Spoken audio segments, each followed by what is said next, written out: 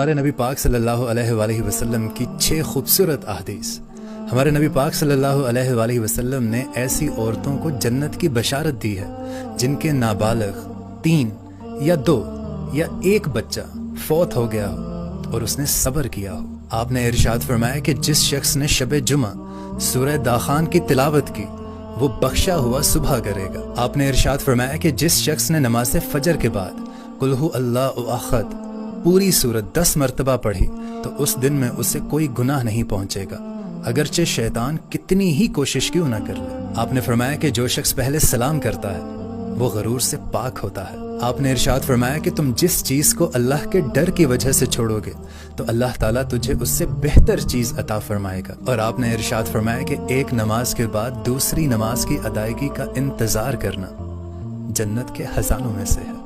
سبحان اللہ۔